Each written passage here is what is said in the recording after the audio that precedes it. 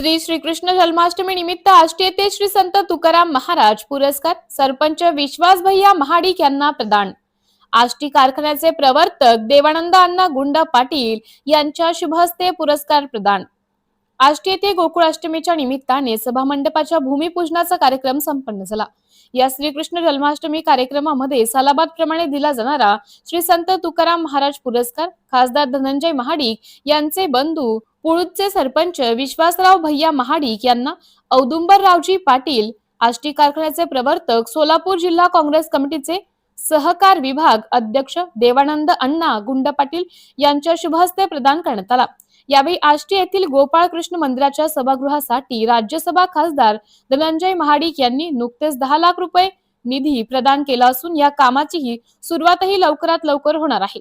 या सर्व गोष्टींचे औचित्य साधून आष्टी येथे गोपाळकृष्ण मंदिराचा हा कार्यक्रम संपन्न झाला। यावेळी आष्टी कारखान्याचे प्रवर्तक व औदुंबररावजी पाटील सहकारी साखर कारखान्याचे संस्थापक देवानंद अण्णा गुंड पाटील, पुळूणचे उपसरपंच आशिफभाई शेख, भीमा सहकारी साखर कारखान्याचे संचालक सुनीलदादा चव्हाण, विठ्ठलजी माजी संचालक राजाराम बाबर, झाकीरबाई मुलाणी, भारत पाटील हे सर्वजण उपस्थित होते। मी श्री संत तुकाराम महाराज पुरस्काराने या तुमच्या हस्ते सन्मानित त्यांना केलेलं आहे, काय सांगू शकाल त्याबद्दल? धनंजय उर्फ मुन्नासाहेब महाडिक खासदार, राज्यसभेचे खासदार, त्यांनी आम्हाला गोपाळकृष्ण मंदिरासाठी 10 लाख रुपयाचा निधी सभा मंडपासाठी दिला।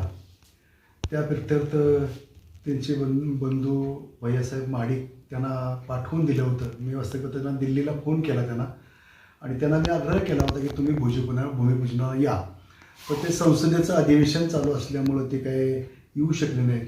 त्यांनी मला सांगितलं की आमच्या बंधूंना मी पाठवतो, म्हणून त्यांनी भैयासाहेब महाडिकना कार्यक्रमासाठी पाठवलं होतं आणि ते आले होते। त्या कार्यक्रमामध्ये आम्हाला वाटलं की बाबा आम्ही प्रत्येक वर्षी जो एक पुरस्कार आमच्या मंदिरामध्ये तुकाराम बुवांच्या नावानं देतो, तो सध्या भैयासाहेबांना द्यावा अशी एक आमच्या कमिटीची धारणा झाली। म्हणून आम्ही त्या दिवशी तुकाराम महाराज नावानं दिला जाणारा जो पुरस्कार आहे तो भैयासाहेब महाडिक यांना दिलेला आहे। वास्तविक तुकाराम बुवांच्याबद्दल सांगायचं झालं तर आमच्या आष्टीमधलं एक अतिशय प्रेमळ, पारमार्थिक आणि चांगलं व्यक्तिमत्व एक आमच्यातून निघून गेलेलं आहे। वास्तविक त्यांनी पारमार्थिक क्षेत्रामध्ये खूप सेवा केली, गोपाळकृष्ण मंदिरामध्ये खूप त्यांनी सेवा केली। आम्ही त्यांच्या हाताखाली भजन शिकलो, पखवाज वाजवायला शिकलो।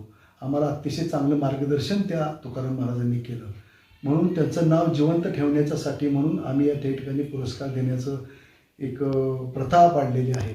आणि तो जो पुरस्कार आहे तो पुरस्कार अतिशय चांगल्या व्यक्तीचा पुरस्कार आहे आणि तो आम्हाला भैयासाहेबांना देण्याचा योग आला, तर त्याच्यात आम्ही धन्यता मानतो आणि त्यांनी तो स्वीकारला त्याबद्दलही त्यांचे आभार मानतो।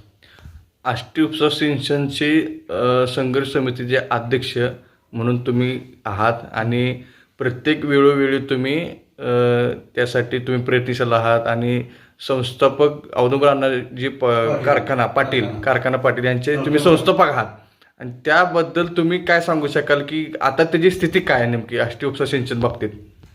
आष्टी उपसा सिंचन योजना ही एक सोलापूर जिल्ह्यातील महत्त्वाची योजना आहे। वास्तविक ती योजना टोटल साधारण 500 कोटीच्या वर योजना गेलेली आहे। त्या योजनेवर 14 गावं बागायत होत आहेत। आमच्या आष्टीला एक फार मोठा तलाव आहे, 2500 एकराचा तलाव आष्टीला आहे आणि त्याच्यामध्ये 1 TMC कपॅसिटीचा तो तलाव आहे आणि उजनीचा जो मेन डावा कालवा गेलेला आहे तो तलावामधून गेलेला आहे, तलावाच्या साईडने गेलेला आहे। म्हणून त्यावेळेला एक प्रोव्हिजन करून ठेवलेली आहे की उजनीचं पाणी आष्टी तलावात सोडावं, अशी एक प्रोव्हिजन त्या ठिकाणी करून ठेवलेली आहे।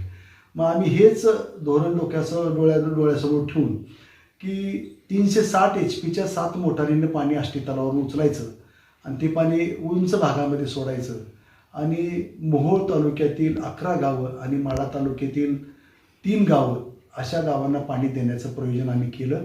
त्याप्रमाणे आम्ही शासनाला पाठपुरावा केला। शासनानं आम्हाला वेळोवेळी त्या ठिकाणी खूप मोठी मदत केली।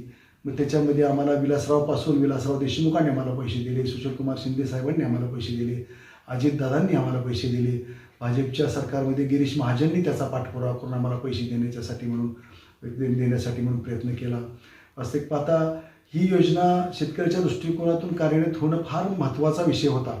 म्हणून आत्ता हे काय झालेलं आहे की योजना ती गेल्या 2-3 वर्षामध्ये चालू झालेली आहे, पण पूर्ण क्षेत्र अजून त्या ओलिताखाली आलेलं नाही. अजून त्याच्यामध्ये आम्हाला पोखरापूरला पाणी द्यायचं आहे. तर ही कामं काय अपूर्ण आहेत.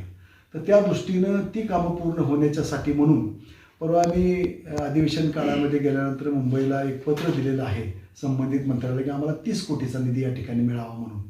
तर ते पत्र आता पुणे ऑफिसला आलेलं आहे. त्याच्यामध्ये ते अधिकारी त्यांचा रिपोर्ट आता सादर करतील. ते पुढं ती आता मार्गी तो विषय लागलेला आहे. तर ही आष्टी उपसिंचन योजना जी आहे ती शेतकऱ्याच्या दृष्टीने फार महत्त्वाची योजना आहे आणि हे महत्त्व लक्षात घेऊन मी सातत्याने त्याचा पाठपुरावा करत असतो.